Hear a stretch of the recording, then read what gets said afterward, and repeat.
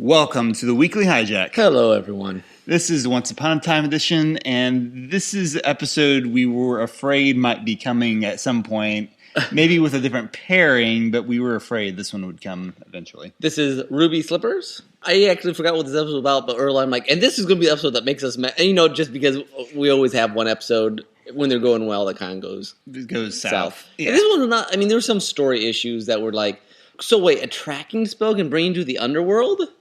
Then you just track anyone dead, you just end up there? It doesn't make any sense. Like, could you track someone into another dimension? Then why don't you just why bother with beams? Just start tracking people who... I guess they have to someone had to get to the other side. I didn't understand how she got there, really. No. The timeline of this whole episode was, I was really trying to figure out, when did the whole thing with Ruby and Mulan even happen? Because they acted like they'd been hunting for a long time, but they've only been in Underworld a week. But I was trying to remember when exactly they were. They've been Underworld more than a week. They're always talking about it's been so long since they've seen their son. Apparently, it's been a decent amount of time. Apparently, okay, I guess so. It's very vague. What are they living on? Do they have money? Do they have to buy food? How do you survive in Underworld for several? Underworld food is not all that filling, I wouldn't think. I wouldn't think so either. And I don't quite understand. There was well, if you don't help us, then we'll let her become a wolf. You can kill people in the Underworld besides, obviously there's a better and the worse fates, but you can just kill them generally? What happens then? It's just a weird threat. Yeah. Anyways, those are minor things. Yeah, a lot of, little minor things.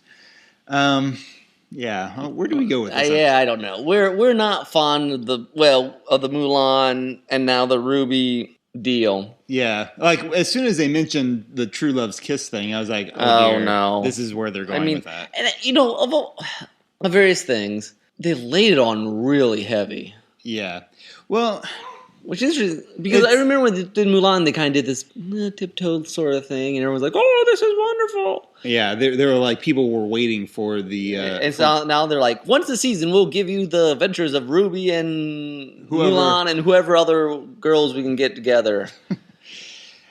To me, there's few things that kind of sicken my stomach more than seeing a falsehood paraded as something true and beautiful. Yeah, that's a good way to put it. And that's basically what this episode is in a nutshell. It's a relationship that, it doesn't even make sense from an actual love perspective. You talk to each other for 5 minutes, and I guess that happens in some movies. But I thought it was hilarious. Apparently, Oz does this. Because remember, Hades and Zelena were they took a bike ride, and they're like, "I am now eternally in love with you from beyond death." And apparently, you could walk to get poppies and be true love. And here's the thing, and then just strictly from a logical point of view, this is the scariest thing I've ever done. And I'm like, okay, so apparently that heart flutter of teenage puppy love is true love. This is vastly different than the way they produce it in True Love, and Rumple and Belle. Belle. That's an actual they were together for a long time, and a giving and taking and changing, and even the Charmings, and they're just. They've really shortcut it, basically so they could shoehorn this in. Even just strictly from a plot point of view, it's ridiculous. It's really ironic too, in a sense, because modern fairy tales feel like they have to kind of undercut what the traditional mode of fairy tales were all about, and try to make them all contemporary and stuff. And there have been contemporary fairy tales that have made fun of the aspect of, oh, we just met and now we're in love. Frozen did that. Yeah. And so does, what's the other one? Enchanted. Yeah. And so then here you have this, what's trying to be contemporary, another tone, and you're falling back into the trappings of the traditional. It just feels weird once upon a time, because most times they try to present this vaguish traditional fairy tale where good and evil and choices mean stuff and whatever, and then every once in a while they're just like, oh, I'll throw it out the window because it doesn't fit our current worldview. And just, it rings really weird, at least to me, even despite our particular belief system. It's very wishy-washy. It's it's the worldview that doesn't worry about being coherent. It's about the feelings in the moment sort of stuff. Yeah. Which, again, considering that, you've got all these supposed rules for like how magic works in Once Upon a Time. That laugh is for Zach. Feels very false. And I did notice on strict moving away from the Ruby Dorothy thing. First off, she was just a second. I thought it was interesting. She's like, my family tried to have me committed. I'm like, well, you and Alice should go and have a pity party. Because she was committed too.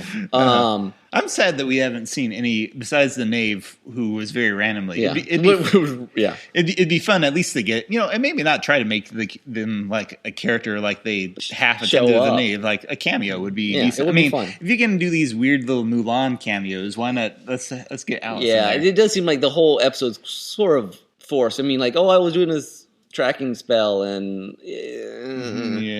but unrelated to that, you have Zelena's very bipolar.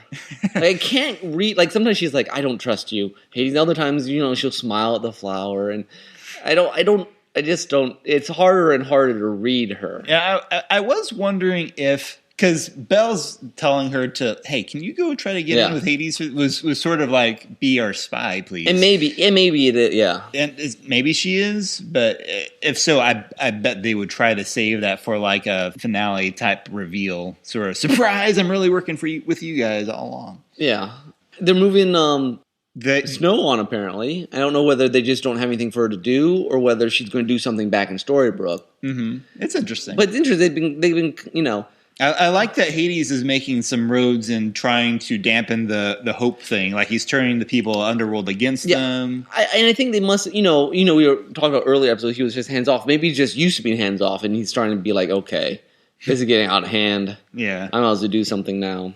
That could be. I mean, it definitely kind of tightens the screws and makes their job even all the harder. Yeah.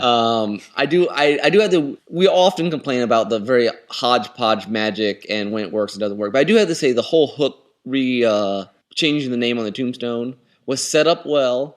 I mean, it was said, it was something that we expected him to do. He didn't, but it was set up a couple episodes ago that he was given that authority by Hades. Was that during the Brothers Jones episode? Or the end of the one right before that, yeah. Okay, because I didn't remember that. Okay, but anyway, so I thought, because sometimes they just pull stuff out of nowhere, like, well, we can't do this curse, but now we can. And you're like, what? Where does that come from? But that was a nice use of magic, but we're starting to get a little...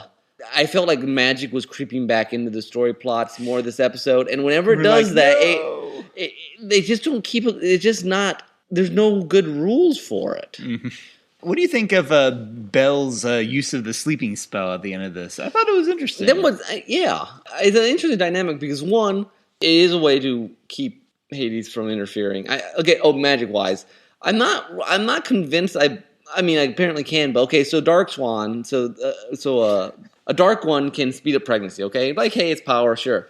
It just seems very odd for Hades, who's in charge of the dead, to have the power to speed up a pregnancy. It just seems like and they just assume he can? They just know he can?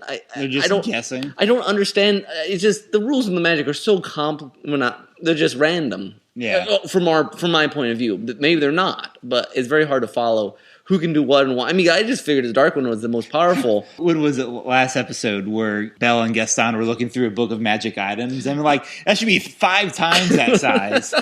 All the magic items that we've seen in this show. But that'll be interesting because Belle obviously didn't expect Rumpelstiltskin to be her true love. Yeah. But it certainly leaves the possibility of that as a plot point.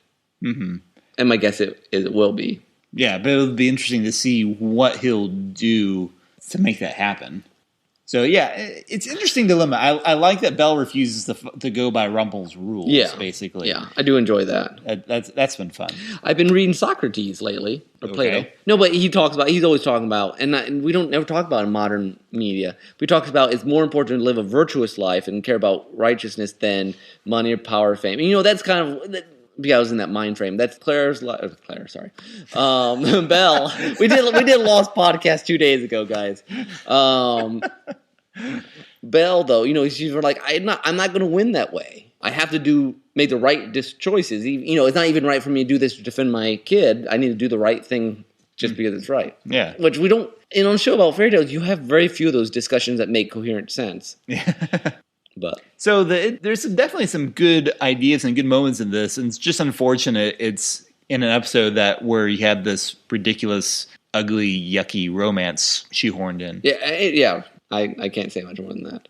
Anyway, that's Ruby Slippers, which is kind of a catchy. We were making that joke during the episode. I didn't even know what the title was. I'm like, it should be called Ruby Slippers. I didn't do the possessive, but still, it was nice. And we'll see how we're in the second half of this plot arc by now, I think. I should think so. So we'll see if it keeps moving upward or whether this is the beginning of a unfortunate turn. Things start getting fuzzy. Yeah, I'm hoping that was just a weird detour, and that I like the direction of Hades amping up the pressure. Mm-hmm. I like that. I do hope that we get some of the heroes like accomplishing more. Like I like them kind of sending people on. Now they're kind of stuck. Yeah. And sometimes when Once Upon a Time gets stuck, that's when we get problems. Because then we lose momentum or something. I don't know. The middle of every arc lately, it seems like somewhere in the middle, it just kind of like characters start doing random stuff, and you're like, "What is that?" All right, so if they can get unstuck, that'd be a good thing. But until next time, this is Tim. This is Nick. Feel free to email your hate mail to dearoldtrains@gmail. Oh no, dearoldtrains@gmail.com. You can give them the wrong one. Okay. We just want to give them the email address. Yeah. Oh, I see what you're saying. Yeah, we won't tell them our website. Does that help it? No, iTunes, Stitcher, YouTube, all that good stuff. Yeah. So, dearoldtrains.blogspot.com. There's our website. So you can listen to all our other podcasts. Yes, excellent. So. Okay. Until next time, guys. Bye. Bye.